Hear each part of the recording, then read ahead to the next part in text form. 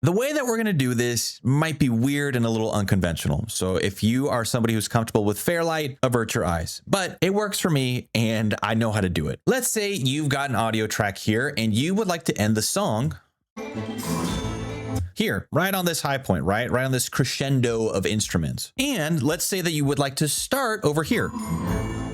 Right on this hit. Well, the simple way of doing that is to just make some cuts, right? So we could cut here.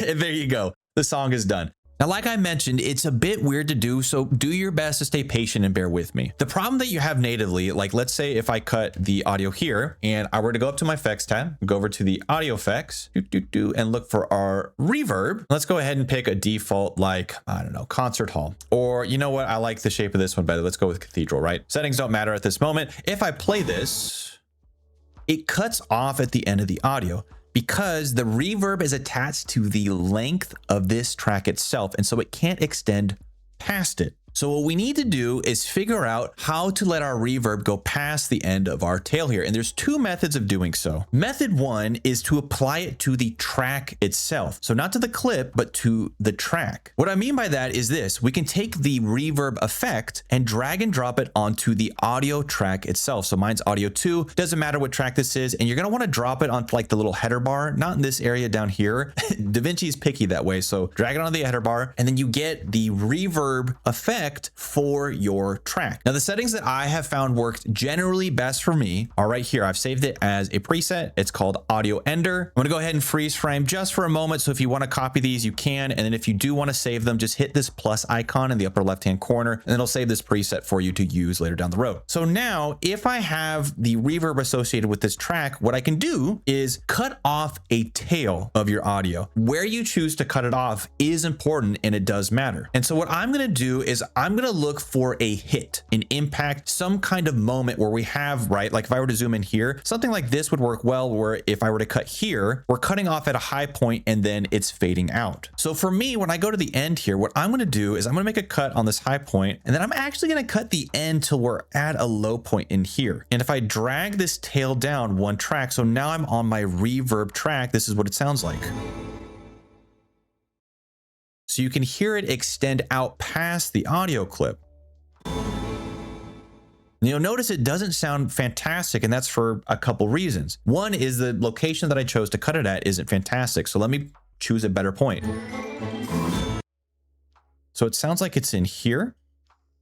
Boom. And it looks like there are some strings that are coming in that are also getting reverbed. It might be hard to tell, but it's right in here we're getting some string hits. So I'm going to trim it even further. Let's try this again. Bring it down. Now that's a very nice little echo hit. But if I were to play it from the beginning, it's still not going to sound fantastic. It's going to sound something like this. Do you hear that drop in audio?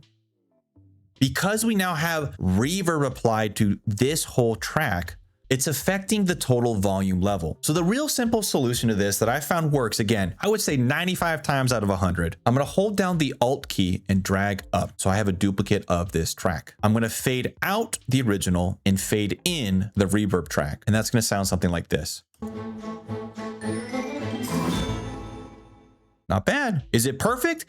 You know, but it gets the job done, right? It's a quick, easy, dirty solution to this effect. So anytime I'm working on a video project, if I do my planning ahead of time, I will set up an audio track specifically for reverb. And you'll see that I've colored it yellow so that I know that if I have a snippet here that's being reverbed, I know where it is.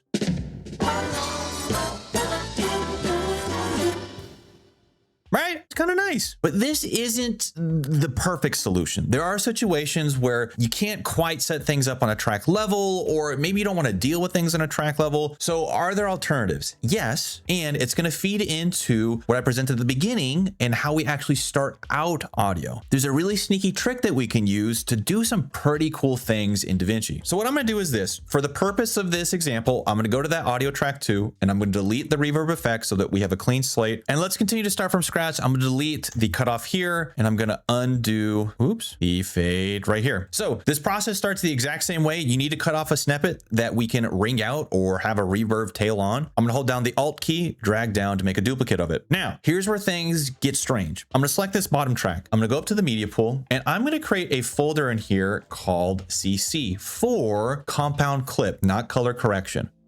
I'm going to go in this folder, and I'm going to right click on this clip here and hit new compound clip. If you're not familiar with compound clips, they're a way of kind of like creating a nest or baking things into one clip. An example of this would be like, let's say I have a bunch of different random sound effects here. I could drag and select all those clips, right click and hit new compound clip. And now we have a new compound clip where they're all combined. And we can take advantage of this for creating some reverb. So I'm gonna hit backspace to delete that because we don't need it. I'm gonna go back to my CC folder. And what I want you to do is on this compound clip down here, right click and hit open in timeline. And what it's gonna do is it's gonna give us our own little mini timeline for our compound clip. Now I have a setting toggled on here in DaVinci Resolve in my timeline view options where I have displayed the stacked timeline. So I can see our original timeline and our compound clip timeline. If you remember, the problem that we had before is that our reverb ends at the end of our clip. So if I want to attach the reverb just to this clip, well, I need to figure out some way to extend it. So what we can do is this. You can use anything in here, and I mean anything. If you wanted to add like a solid color or a video file, you could do that as well. But I'm just going to hold down the Alt key to make another duplicate, and I'm going to drag it out some arbitrary length. It does not matter. You just want it out some yay ways away and mute it. And what we're doing is we're adding arbitrary length to our clip. So if I close this now, I can go to my compound clip and extend it out. Oh. So now we can go walk backwards again to what we were doing before. FX tab, reverb, smack it on the compound clip, go to our preset audio ender, close it, fade in, fade out.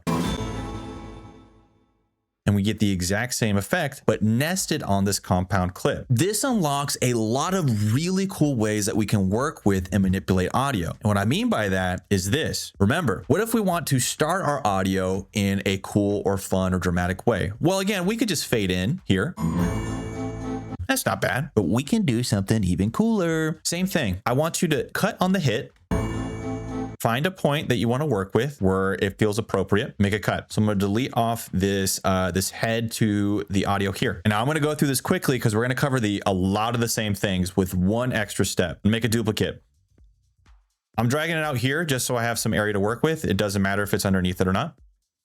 Go to the media pool, make sure I'm in my CC folder, right click, new compound clip. Sure. Okay.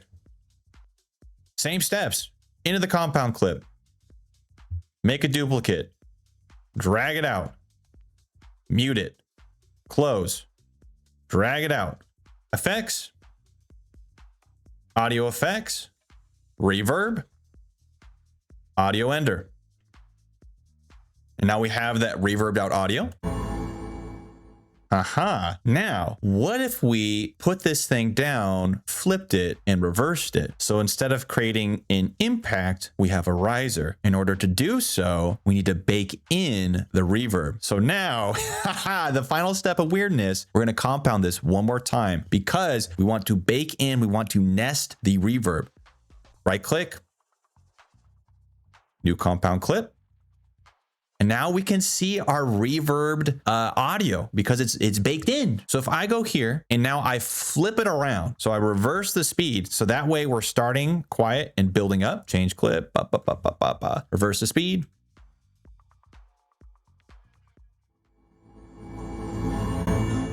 And then you might have to be a little precise with how you line this up because we want it to end on an impact. Kind of cool, right? Again, you might need to play around with this a little bit more, depending on how you want to fine tune it. Isn't that kind of cool? It's just a really fun, clever way to start out your music tracks. I'm not saying that you should do this every time you want to end a song, but it's another tool to put in your belt. And before we finish, if you are trying to learn DaVinci Resolve and you need something a little bit more structured than bouncing around YouTube tutorials, well, we just finished an entire course that covers the essentials of editing and creating inside DaVinci Resolve. It's tailored to provide structure. and help you feel confident with your editing decisions. It's not free, but for about the cost of a sandwich, you can master all of the essentials of DaVinci Resolve, including the edit page,